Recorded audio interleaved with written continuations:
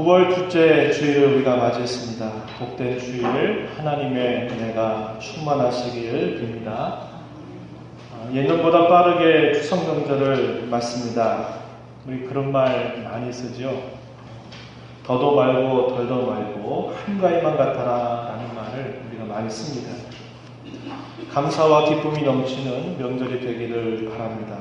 민족 대이동의 시기이기도 하죠. 여유롭고 넉넉한 마음으로 가족들을 만나시고 먼 길 잘 다녀오시기 바랍니다. 우리는 9월 들어서 계속 민수기 말씀을 읽고 있는데요. 이 민수기는 그야말로 민족 전체의 이동에 대한 기록입니다. 우리 대한민국도 명절을 맞으면 아주 거대한 그런 이동이 있고, 또 중국 같은 경우도 그 많은 인구들이 이렇게 명절을 맞으면 또 큰 이동이 있다 그래요. 그런데 민족 전체가 이동하는 그런 경우가 있었는데, 우리가 이 민수기의 내용을 보면 이스라엘 백성들이 애굽에서 있다가 그들 민족 전체가 애굽에 나와서 이제 하나님의 약속하신 땅을 향해서 가는 그런 과정을 우리가 민수기를 통해서 함께 읽고 있는 겁니다. 우리가 이미 살펴본 것처럼 시내산에서 하나님과 언약을 체결하고 출발해서 하나님이 약속하신 땅 가나안을 향해서 가는 여행 기록을 민수기는 기록하고 있습니다. 이스라엘 백성들이 장정만 60만, 아마 모두 200만이 넘는 이들이 텐트를 쳤다가 또 거두었다가 또 텐트를 쳤다가 거두었다가 하면서 먼 여정에 접어듭니다. 그들이 가는 주요한 여행지가 어디였느냐? 이 시내산이라고 하는 곳이었고, 이 시내산에서 가데스 혹은 가데스 바네아로 우리가 알고 있는 거기에 또 한 번 중요한 그런 장소 변화가 있게 되고요.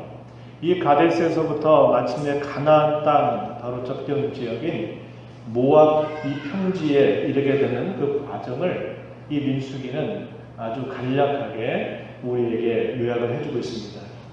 근데 이 민수기의 내용은 이런 변화를 또한 우리에게 알려주는데, 민수기의 내용을 한마디의 핵심으로 만약에 표현한다면, 우리가 민수기 10장까지에서는 이스라엘 백성들이 이제 시내산에서 가나안 땅을 향해서 출발하려고 하는 준비하는 그런 내용들, 그리고 제 11장부터 20장, 우리 본문이 포함되고 있는 20장까지에서는 광야에서의 소위 반역에 대한 그런 내용들이 줄을 이루고, 21장부터 마지막 장까지에서는 요단 동편이었던 이 모압 평지까지 이르게 되는 그런 여정을 이렇게 내용적으로 우리에게 정리해주고 있습니다. 사실 이들의 여정은 굉장히 짧은 여행일 수 있었어요. 그런데 너무 길어졌습니다. 우리가 어떤 짧은 여행을 이렇게 계획한다라는 것은 굉장히 즐거운 일일 수 있습니다. 우리의 삶에 어떤 쉼터와 같은 그런 역할들이 돼서 우리의 삶에 어떤 활력을 불어주는 그런 계기가 될 수 있을지 모르지만, 전혀 예상하지 못하게 길어진 여행길은 정말 고되고 힘든 일이 아닐 수 없는 겁니다. 애굽에서 나온 이후에 제2년 2월 20일 하나님의 인도하심을 따라서 나팔 소리와 함께 이스라엘 백성들이 이제 시내산에서 출발해서 약속의 땅을 향해서 진군하기 시작합니다. 시내산에서 11개월 정도를 머물렀고, 이 시내산에서 그들이 가는 이 다음의 여정은 바란 광야. 그래서 시내산의 위쪽이 아주 넓게 펼쳐져 있는 이 광야의 이름이 바란 광야라는 곳인데, 그곳을 향해서 가고 있는 겁니다.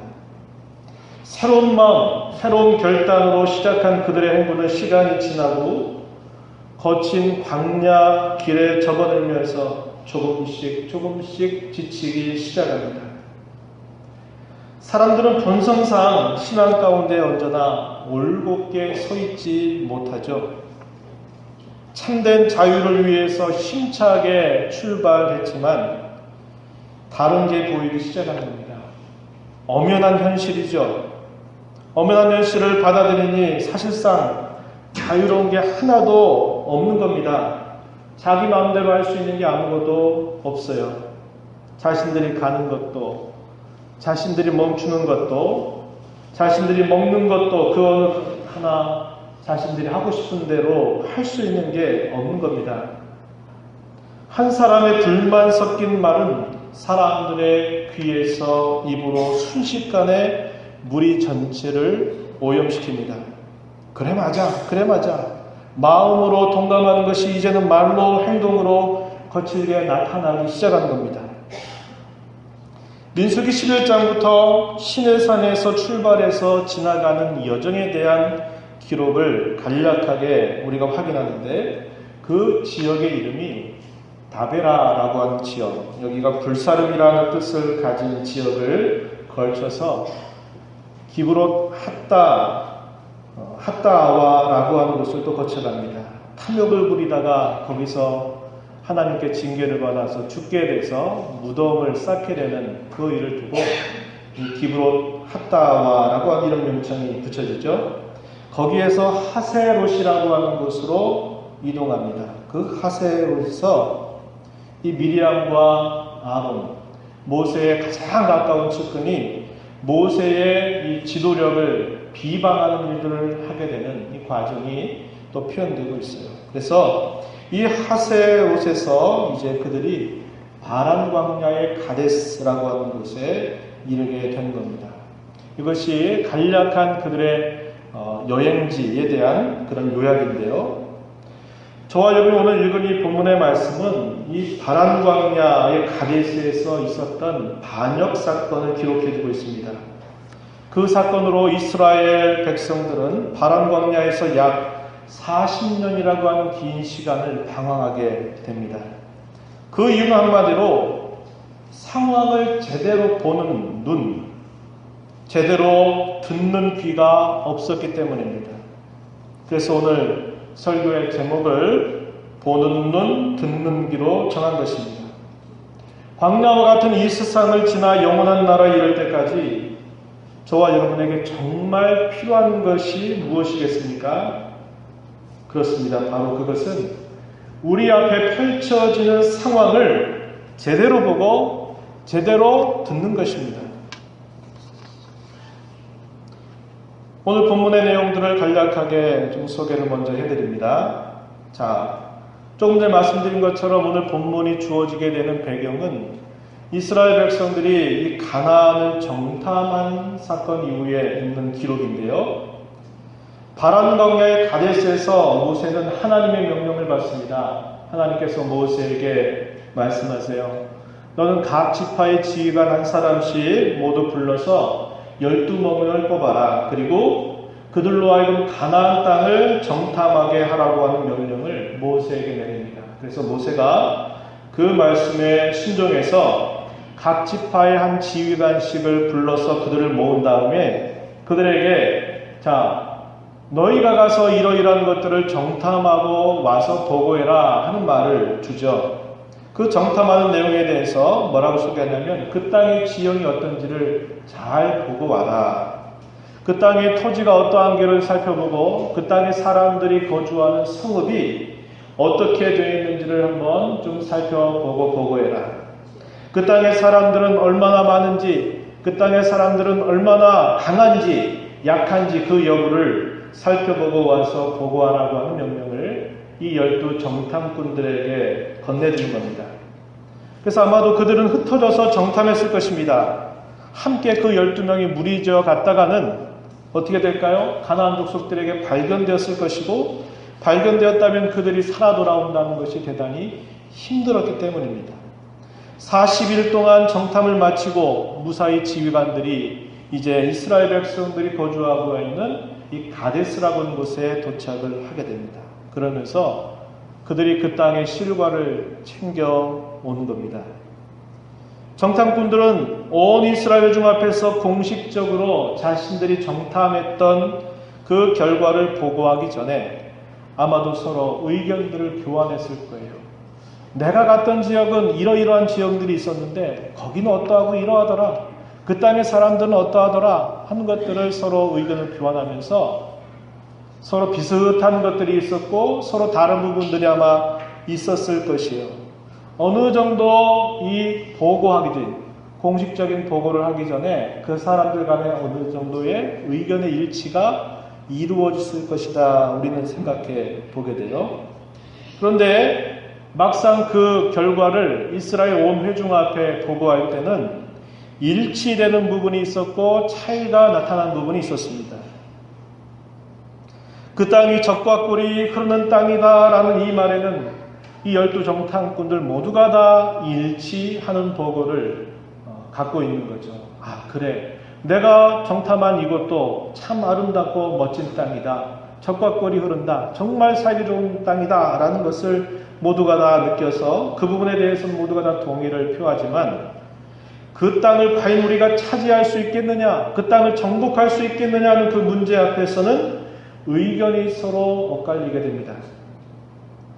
결과보고를 보게 되면 10대2입니다. 10대2. 자, 12명 중에 10명은 그 땅에 대한 아주 악평 혹은 부정적인 보고를 내놓게 되고 거기에 2명만 그러나 긍정적인 보고를 내놓는 그런 결과를 보게 됩니다. 다수와 소수의 엇갈린 평가와 보고의 차이가 드러나는데 다수는 우리는 우리 힘으로 그 땅을 정복할 수 없다, 차지할 수 없다 라고 보고를 하는 겁니다. 반면에 그들 가운데 2명 누굽니까? 여호수아와 갈렙만이 우리는 그 땅에 능히 차지할 수 있다. 그 땅의 그 땅을 능히 정복할 수 있다라고 보고를 하게 되는 거예요. 우리가 곧 올라가서 그 땅을 취하자 능히 이기리라. 이런 보고를 하는데 다수의 사람들은 이렇게 말한 겁니다. 우리는 우리 스스로 보기에도 메뚜기 같으니 그들이 보기에도 우리는 그와 같았을 것이다.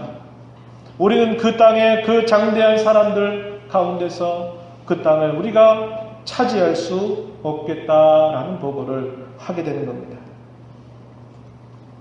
대다수의 정탐꾼들의 보고에 사람들의 마음이 동요하기 시작합니다. 온 백성이 소리 높여 울고 백성들은 밤이 새도록 통곡하는 일을 하게 됩니다. 징계는 징계고 현실은 현실입니다. 그토록 그들이 이 가데스라고 하는 곳에 이를 때까지 많은 반역들을 하나님 앞에 행하면서 그 반역에 대한 징계를 경험했음에도 불구하고 그 징계는 또 여전히 과거의 일이로 그들은 잊어버리는 거죠.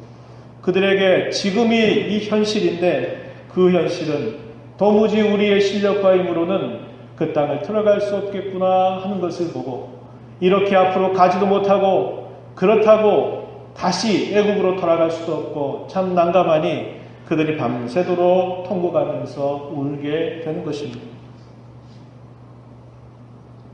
사람들의 동요는 걷잡을 수 없이 퍼져서 사람들은 다 그 말을 듣고 우리 어떻게 하냐 하면서 그들이 슬퍼하기 시작하는 겁니다. 그 중에서 몇몇 사람들은 그들의 동요를 더욱 부추깁니다. 그런데 그 부추기는 정도가 도를 넘어섭니다.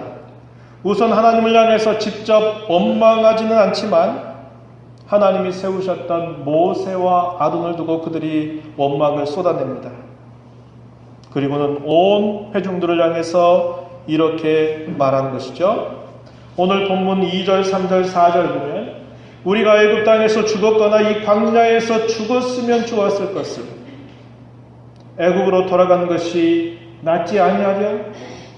우리가 한 지휘관을 세우고 애굽으로 돌아가자. 이렇게 이스라엘 회중들을 부추기는 겁니다. 이들의 태도는 출애굽 이후부터 지금까지 하나님께서 그 백성들 가운데 행하셨던 그 모든 일, 하나님께서 그들에게 아주 분명코 약속하셨던 그 약속을 무의로 돌려버릴 만한 아주 악한 태도를 취하고 있는 것이죠. 이것은 말 그대로 도를 넘어선 그런 태도라는 겁니다. 여호수아와 갈렙은 이 말을 듣자마자 자기들이 입고 있는 그 옷을 찢으면서 탄식을 표현하면서 이스라엘 온 회중들 앞에서 다시 한번 그들에게 강국하게 이렇게 말합니다. 여호와께서 우리를 기뻐하시면 우리를 그 땅으로 인도하여 들이시고 그 땅을 우리에게 주시리라. 다만 여호와를 거역하지는 말라. 또 그 땅 백성을 두려워하지 말라. 그들은 우리의 먹이라. 여호와는 우리와 함께 하시느니라. 그들을 두려워하지 말라라고 강독하게 그 회중들을 향해서 부탁을 한 겁니다. 그런데 이 두 사람의 말 속에는 이미도 이 정도까지 진행된 것만으로도 이미 그것은 하나님 앞에 반역을 하고 있는 행위로 판단되었기 때문에 하나님 앞에서 대단히 두려워하는 마음을 그들이 표현하고 있음을 알게 되죠. 가나안 땅으로 인도하신다라고 하는 것은 하나님의 분명한 약속이었음에도 불구하고 이 백성들의 끊임없는 반역을 보니 하나님이 과연 우리를 그 땅에 들이실까 하는 의구심이 들고 있는 듯한 그런 모습입니다. 그래서 이 여호수아와 갈렙은 뭐라고 표현합니까? 8절 본문 가서 보면 이렇게 시작을 하는 거죠. 여호와께서 우리를 기뻐하시면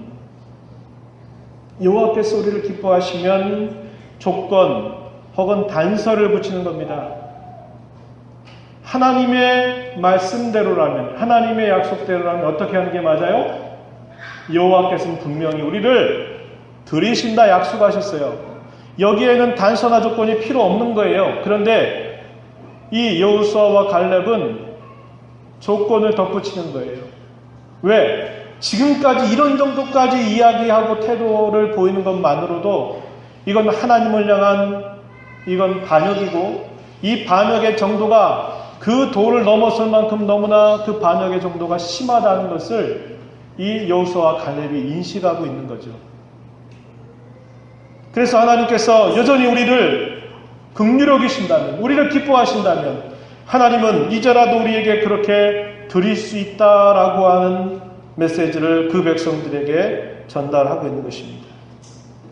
여호와께서 우리를 기뻐하시면 이 표현들은 본래 하나님이 우리 앞에 미래에 펼쳐질 일들이 어떠할지를 우리가 알지 못해요. 알 수 없을 때 하나님 앞에서 하나님 우리의 기대가 이것입니다.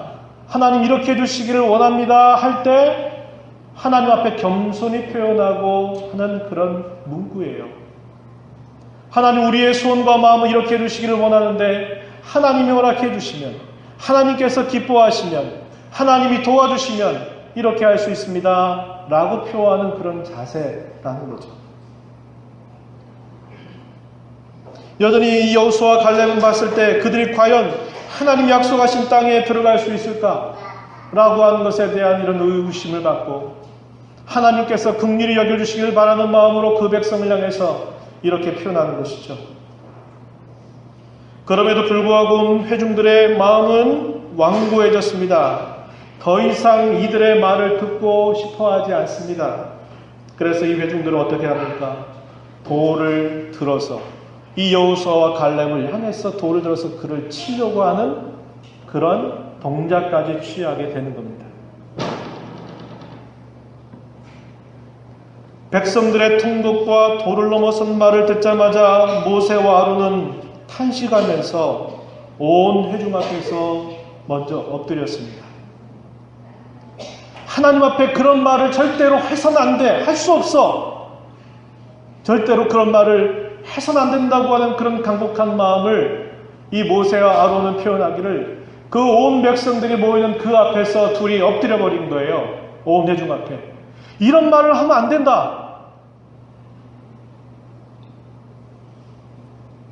또한 우리가 조금 전에 살펴봤던 것처럼 여호수아와 갈렙은 온 몸으로 나서가지고 자기들이 입고 있는 그 옷을 찢으면서 우리가 이렇게 하면 안 된다고 하는 것을 강력하게 표현하고 하면서 그들의 그 불신앙적인 그런 마음, 원망과 반역으로 일관되고 있는 그들의 불길을 진화하려고 애를 쓰는데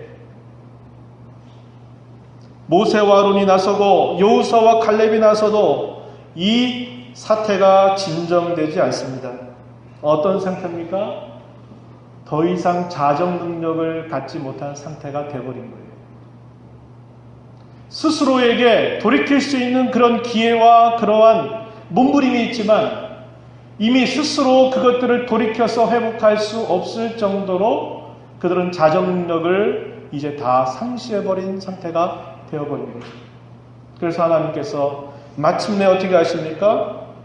여호와의 임재를 나타내는 그런 구름이 그 백성들이 있는 회막 가운데서 이렇게 나타나면서 이스라엘 자손들을 두렵게 하시면서 하나님의 임재를 나타내시는 겁니다. 그것이 오늘 본문 10절 하반절입니다.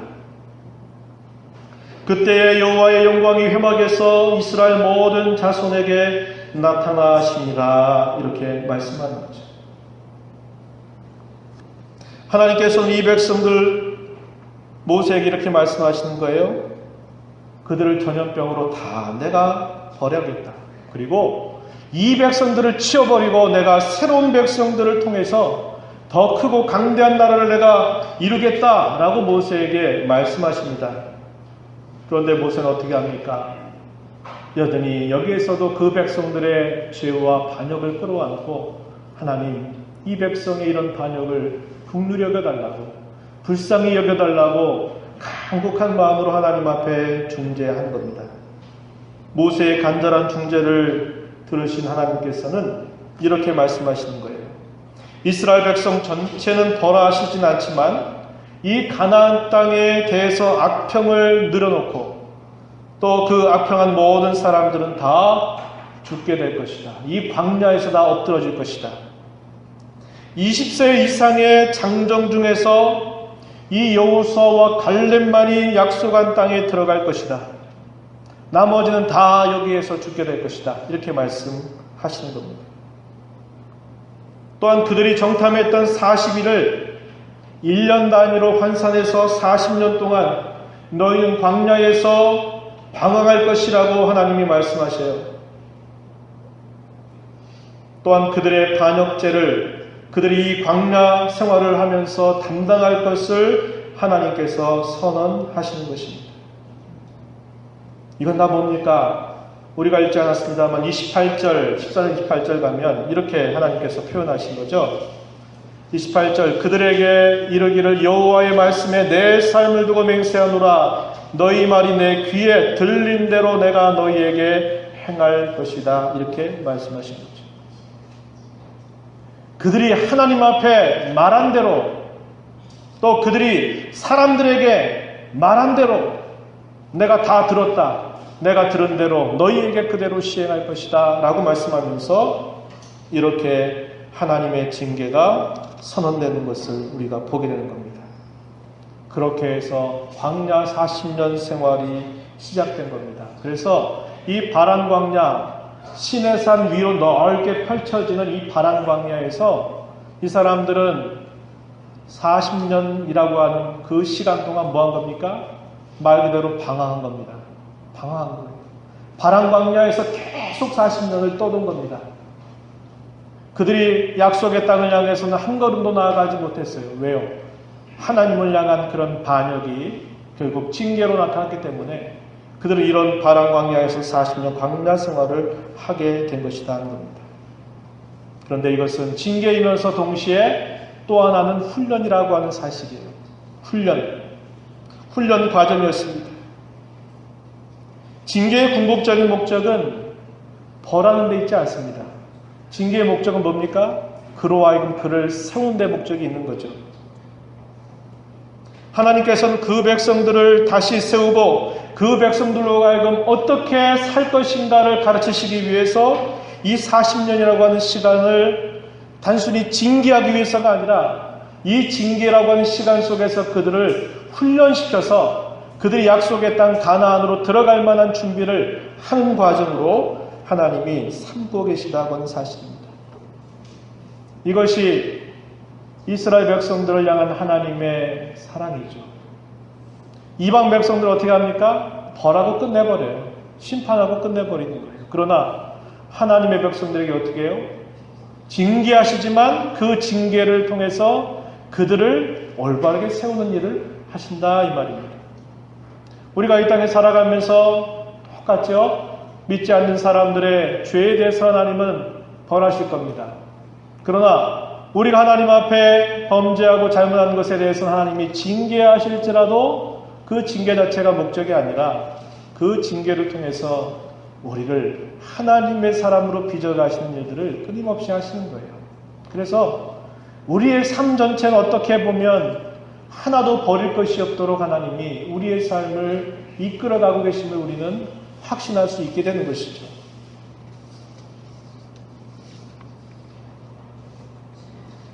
이렇게 시작된 광야 생활 40년이 지나서 우여곡절 끝에 마침내 그들이 가나안 땅 접경 지역이었던 모압 평지에 이르게 되자 가나안 땅을 앞에 두고 모세는 세 편의 긴 설교를 그 백성들에게 하는 겁니다. 이미 하나님 말씀하신 대로 여호수아와 갈렙 이외의 20세 이상의 장정들은 다 광야에서 죽었습니다.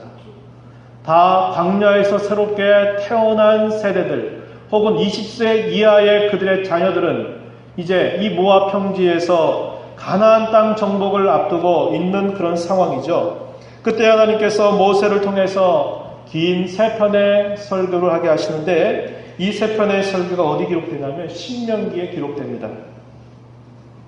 자, 거기에서 모세는 출애굽 이후로부터 기나긴 광야 여정에 대해서 이렇게 말해두고 있습니다. 신명기 29장 2절로부터 4절 말씀에 보면 모세가 온 이스라엘을 소집하고 그들에게 이르되 여호와께서 애굽 땅에서 너희의 목전에 바로와 그의 모든 신하와 그의 온 땅에 행하신 모든 일을 너희가 보았나니 곧 그 큰 시험과 이적과 큰 기사를 내 눈으로 보았느니라. 그러나 깨닫는 마음과 보는 눈과 듣는 귀는 오늘 여호와께서 너희에게 주지 아니하셨느니라. 이렇게 모세가 설교하는 겁니다. 자, 애굽에서부터 나올 때부터 그들은 눈을 뜨면서 하나님의 기적을 봤어요. 당시에 그 강대한 나라로부터 하나님이 어떻게 이 소수의 민족을 어떻게 끄집어내서 그들을 이곳까지 인도하였느냐 했을 때는 하나님의 기적과 그런 능력이 아니고서는 하나도 이루어질 수 없는 그런 일들을 하나님께서 그토록 많은 것들로 보여주셨다는 거예요. 그들의 눈에 보여주었다고 하는 겁니다. 그런데 그것을 보면서도 그들의 마음은 깨닫지 못했고 그들의 눈은 보지 못했고 그들의 귀는 듣지 못했다. 이렇게 말씀하고 있는 거죠. 결과적으로 뭐라고 말해요? 여호와께서 깨닫는 마음과 보는 눈과 듣는 귀를 너희에게 주지 아니하셨다라고 이렇게 말씀하는 거예요. 우리가 이 말씀을 문자대로 이해하면 어떤 뜻입니까? 아하, 이스라엘 백성들이 이렇게 광야 백성들에게 하나님께서 이렇게 깨닫는 마음, 보는 눈, 듣는 귀를 주지 않으셨기 때문에 결국 그들이 40년 광야 생활을 하게 됐구나. 방황기를 이렇게 보내게 됐구나 하고 생각하게 해줍니다. 그러면 이건 결국 하나님의 백성들의, 이스라엘 백성들의 반역과 그에 대한 하나님의 징계는 그들의 책임이 아니라 하나님 책임으로 생각하기 쉬워집니다. 그러나 이 말씀은 결과적인 이야기임을 우리가 잊어서는 안 됩니다. 저와 여러분이 주의할 것은 하나님께서 감추시는 데에는, 다시 말해서 깨닫지 못하고 보지 못하고 듣지 못하는 데에는 분명한 이유가 있다라고 하는 겁니다. 하나님께서는 그렇게 하시기 전에 대부분 어떤 계기를 주시고 어떤 기회를 항상 주신다는 거예요. 그런데 그러한 계기나 기회를 무시하게 되면 어떻게 됩니까? 결국 깨닫지 못하고 볼 것 보지 못하고 듣지 못하게 되는 그런 결과가 따라오게 된다는 것이죠. 저와 여러분 오늘 본문의 말씀을 통해서 살펴본 것처럼 왜 이스라엘 백성들이 광야 40년 생활을 시작하게 됐는지 그 이유를 이제 알게 된 겁니다. 하나님의 약속은 분명하고 그것을 그들의 눈에 보이도록 혹은 귀에 들리도록 분명히 확증된 그런 내용이었습니다. 다만 그것이 한꺼번에 다 성취된 것이 아니라 하나하나 한 걸음 한 걸음 진행해 가면서 하나님은 필요한 것만큼 조금씩 이루어지게 하셨을 뿐이라는 거죠. 그런데 이스라엘 백성들은 자신들에게 펼쳐진 상황에 눈이 멀고 귀가 멀어서 하나님의 약속을 믿지 못했습니다. 말씀을 붙잡고 인내하지 못했습니다. 상황 속에 따라올 그러한 성취를 기다리지 못했던 겁니다. 누구 책임인가요? 하나님 책임이 아니에요. 그들 책임이다 이 말입니다. 이스라엘 백성들의 책임이죠. 그 책임을 제대로 지지 못해서 하나님께서는 이토록 징계와 훈련의 과정, 이 광야 40년을 겪게 하신 것이라 우린 이렇게 알게 되는 겁니다. 하나님께서는 우리가 살아가는 삶 속에서 볼 것을 제대로 보고 제대로 듣고 살기를 기대하십니다. 그것은 결국 하나님의 은혜이지만 저와 여러분에게 책임을 지우신 것입니다. 그렇게 우리는 다음의 말씀을 대단히 주의해야 합니다. 예수님께서 이 땅에서 천국의 이치를 설명하시면서 많은 비유들을 사용하신 적이 있으셨죠. 그때 예수님께서 이런 말씀을 하셔요. 그러므로 내가 그들에게 비유로 말하는 것은 그들이 보아도 보지 못하며 들어도 듣지 못하며 깨닫지 못함이니라. 그러나 너희 눈은 봄으로 너희 귀는 들음으로 복이 있도다. 이런 말씀을 하셨습니다. 또한 마지막 사도였던 이 사도 요한을 통해서 하나님께서 소아시아에 있는 7교회에 메시지를 주시면서 다음의 문구를 끊임없이 반복하고 있습니다. 귀 있는 자들은 성령이 교회들에게 하시는 말씀을 들을지어다. 그래서 7교회에 각각의 교회마다 그 메시지를 줄 때마다 가장 마지막에 성령이 교회들에게 하시는 말씀을 들을지어다 라는 말을 꼭 덧붙이고 있는 것을 우리가 보게 된 겁니다. 바울 사도는 에베소 교회 성도들 향해서 이렇게 또한 기도하는 것을 우리는 확인하죠. 에베소 1장 17절로 19절 말씀에 보면 우리 주 예수 그리스도의 하나님 영광의 아버지께서 지혜와 계시의 영을 너희에게 주사 하나님을 알게 하시고 너희 마음의 눈을 밝히사 그의 부르심의 소망이 무엇이며 성도 안에서 그 기업의 영광의 풍성함이 무엇이며 그의 힘의 위력으로 역사하심을 따라 믿는 우리에게 베푸신 능력의 지극히 크심이 어떠한 것을 너희로 알게 하시기를 구하노라. 이렇게 기도했습니다. 또한 3장 18절 19절에서는 또 이렇게 기도합니다. 능히 모든 성도와 함께 지식에 넘치는 그리스도의 사랑을 알고 그 너비와 길이와 높이와 깊이가 어떠함을 깨달아 하나님의 모든 충만하신 것으로 너희에게 충만하게 하시기를 구하노라. 이렇게 사도는 기도하는 것을 우리가 보게 됩니다. 말씀을 맺습니다. 우리 사람에게는 5가지의 감각이 있어요. 뭐가 있습니까? 시각, 우리 눈으로 보는 거죠. 또 청각, 듣는 겁니다. 미각, 맛을 보는 거죠. 또 촉각, 우리의 몸으로 느끼는 게 있죠. 그리고 후각이 있습니다. 냄새를 맡는 이 5가지의 감각기관이 있습니다. 여기에서 어떤 사물을 우리가 아는 데 있어서 가장 먼저 작동하는 2개의 기관이 있어요. 그게 뭘 것 같아요, 여러분? 시각이죠. 그렇죠? 시각은 내가 멀리 있는 걸 보는 겁니다. 보고 벌써 뭐다 라는 것을 우리에게 가져다 주죠. 또 듣는 겁니다. 멀리 떨어져 있어도 들으면 이게 그런 거군요 라는 걸 듣고 알아요. 근데 반면에 우리가 촉각이라든지 미각이나 후각은 가까이 왔을 때 우리가 그걸 통해서 뭔가를 아는 기관들이에요. 이와 마찬가지로 우리 신앙에 있어서 가장 필요한 감각이 있다 그러면 신앙의 눈입니다. 그리고 신앙의 귀라고 하는 사실이에요. 신앙의 눈과 신앙의 귀는 하나님의 말씀을 제대로 알 때 생겨나게 돼 있어요. 그리고 그 말씀이 우리의 삶 속에서 실제로 경험되면 그것이 배가 되는 것을 우리는 알게 되는 거예요.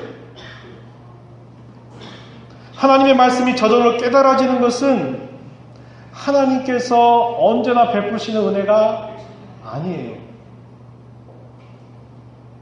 여러분 중에 내가 이렇게 하나님을 섬기게 된 신학의 여름을 시작하는 그 시작에 하나님의 말씀을 들었는데 그 말씀이 내게 듣는 순간 다 깨달아지더라. 그래서 내가 하나님을 섬기게 되었다. 이런 사람 있으셔요? 있긴 할 거예요. 근데 거의 없는 일이에요. 거의 없는 일이에요. 예를 어떤 사람이 있어요, 성경에. 바울 사도 같은 인물이죠. 그죠? 부활하신 주님이 한마디 하시니까 그게 모든 게 다 꼬꾸라져 버렸습니다. 바뀌어 버렸어요. 그렇죠? 그건 내가 노력한 것도 아니고 내가 어떻게 하고자 한 게 아닌데 하나님이 소위 말해서 불가항력적으로, 다시 말해서 저항할 수 없는 그분의 강권하심을 통해서 내가 그 사실을 깨닫게 되는 경우죠. 이런 경우는 흔치 않다 이 말입니다. 흔치 않아요.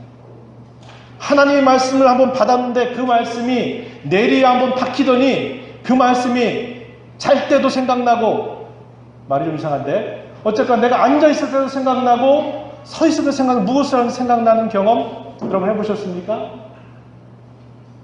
이런 경험도 특별한 경험이에요. 많지 않아요.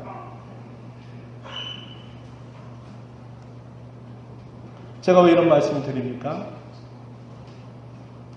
보는 눈, 듣는 귀는 우리의 노력, 우리의 책임, 우리의 자세에 따라서 우리가 반드시 가져야만 되는 것이다라는 걸 제가 말씀드리고 싶은 거예요.